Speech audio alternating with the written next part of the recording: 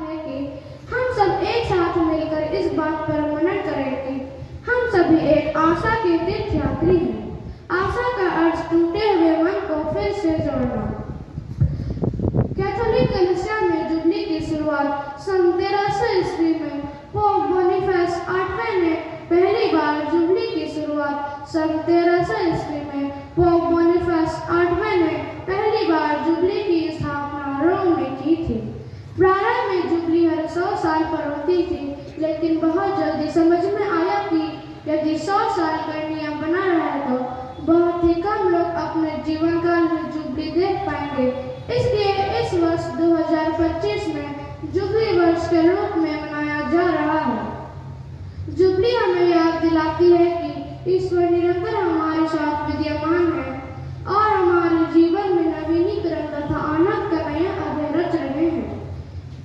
Jubilee वर्ष 2025 का लोगो या प्रतीक चिन्ह एक गहरे और सुंदर प्रतीकात्मक अर्थ को प्रस्तुत करता है।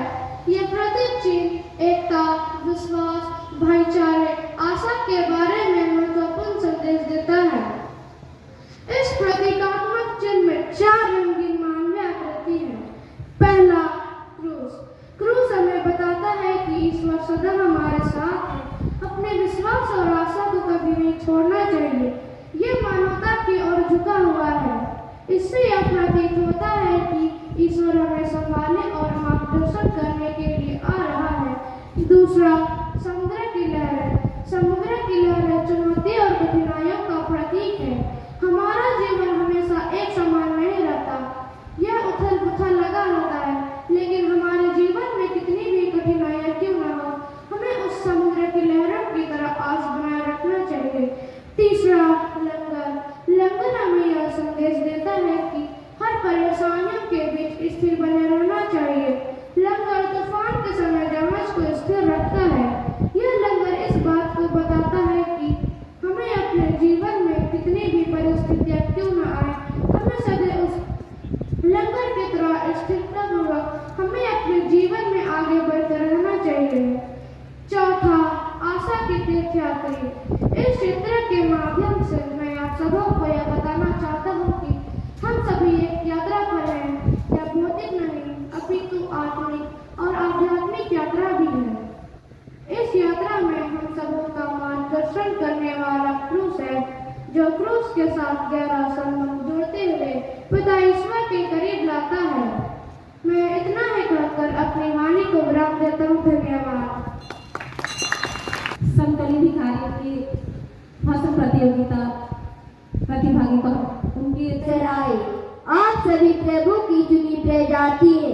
हम सब एक उम्मीद, एक भरोसा लेकर इस पल जगह में एकत्रित हुए हैं। तो मैं आप तमाम क्रूसिल साथियों से कहना चाहता हूँ, विनम्र आग्रह करना चाहता हूँ, खुली निगाहों में हम जिस धरा को देखते हैं, हकीकत में ऐसा नहीं है। समस्त दुनिया चुनौतियों से लड़ रहा है, जैसे युद्ध, गरीबी, जलवायु परिवर्तन तथा कोरोना जैसे महामारी। हम सभी इन चुनौतियों से अछूते नहीं। घर परिवार के साथ स्वार्थ हेतु लड़ते और संघर्ष करते नजर आ रहे हैं। लोग अपने इरादों में मशगूल हैं, यहाँ तक कि सृष्टिकर्ता पिता तक को भूल गए हैं। इस जहां को बनाया उसी को लोग साइड करते नजर आ रहे हैं। ऐसे सब समय में हमारे परम आदरणीय संत पापा जी ने एक आह्वान किया है, जो निराशा भरी जिंदगी जी रहे हैं उनमें आशा का संदेश भरना है, जिन्हें ईश्वर के करीब अपने प्रार्थना द्वारा लाना है। बड़ी बड़ी बीमारियों आज पूरे विश्व को अपने गोद में ले लिया है, जिससे बचने की जरूरत है।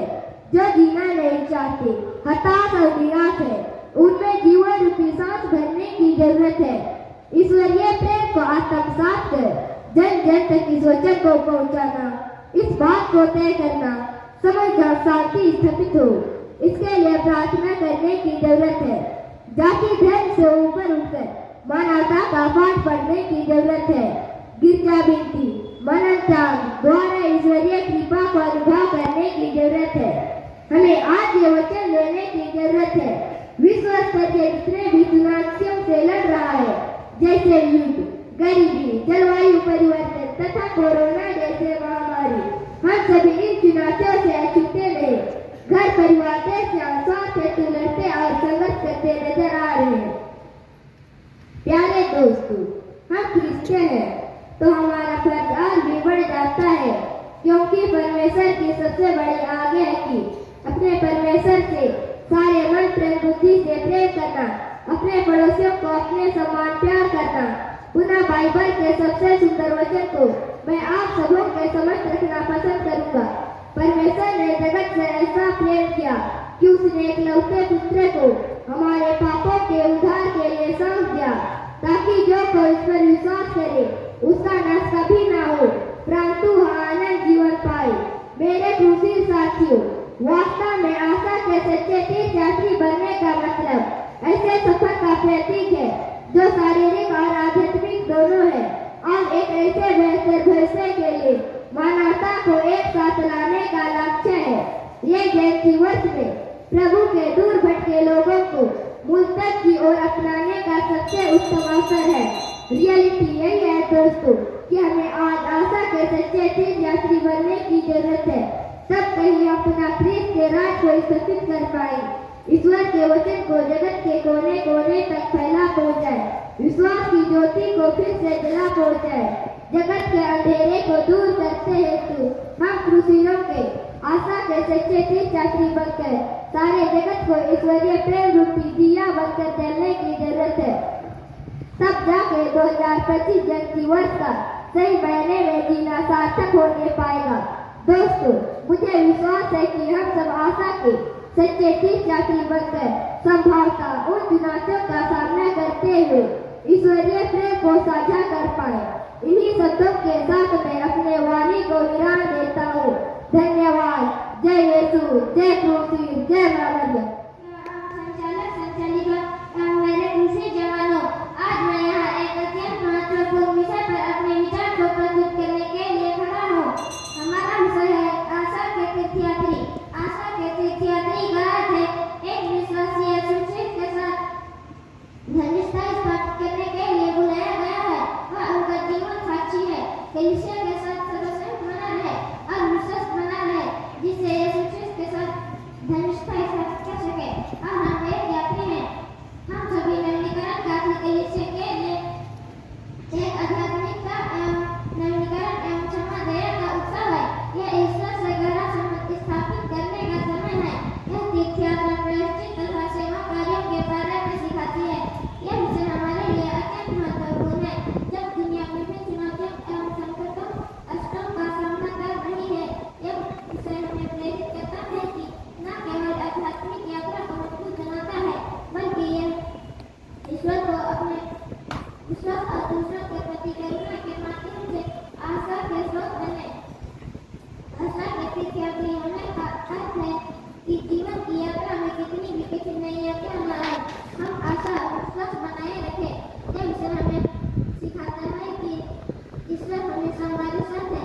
उनकी कृपा हमें हर परिस्थिति में संभालती है। ख्रीष्टीय परंपरा में तीर्थयात्रा का अर्थ है ईश्वर के निकट जाने की यात्रा। यह वर्ष जयंती हमें याद दिलाता है कि हमारी मंजिल ईश्वर की उपस्थिति और उनकी अत्यंत दया है। यह विश्वव्यापी एकता का संदेश है। यह विषय हर काफिल और समुदाय को एकजुट करता है। यह बताते हुए कि हम सभी पृथ्वी पर एक यात्रा पर हैं और हमें व्यक्तिगत जीवन में आशा का अनुभव करना है, किंतु दूसरों के लिए भी आशा के किरण बनना है।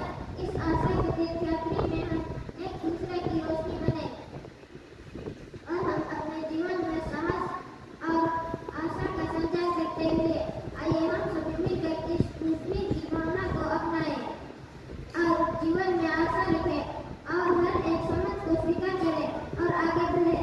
धन्यवाद। आशा के तीर्थयात्री संत पिता फ्रांसिस ने 2025 को एक जयंती या जुबली वर्ष के रूप में घोषित किया है, जिसका नारा है आशा के तीर्थयात्री। इस धर्म शांति क्रूसबी रैली का भी आदर्श वाक्य है, क्रूसबी तुम आशा के तीर्थयात्री हो। आशा शब्द एक ऐसा शब्द है जहाँ विपरीत परिस्थितियों मैं अपना विश्वास साहस को नहीं खोना, लक्ष्य को अपनाना और धर्म युद्ध जीतना है। यह आनंद संभावनाएं और नए राहें खोलता है। हमें आशा की प्रकृति बनना है। क्रूसविल शब्द भी अपने में गहरा अर्थ समेटा हुआ है। जब हम क्रूस की बातें करते हैं तो हमें यह मतलब होता है कि वह व्यक्ति जो कठिनाइयों का सामना तथा मुकाबला करता है तथा दूसरों के लिए प्रेरणा बनाता है। निराशा की स्थिति में आशा ही हमारे लिए धैर्य का स्रोत बनता है। क्रूसवीरों को सेना की तरह एक चुनौतियों का भी सामना करना है।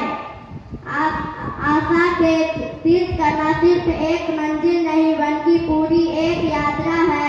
इसमें हमें अपने भीतर की शक्ति को भी पहचानना है। धन्यवाद। जिंदगी में हमें हमेशा अपने अंदर में आशा की लौ जलाए रखनी है। आदरणीय पुरोहित गंधर्व बने शिक्षिकाएं और मेरे प्यारे क्रूसवीर दोस्तों, आप सबों को जय यीशु।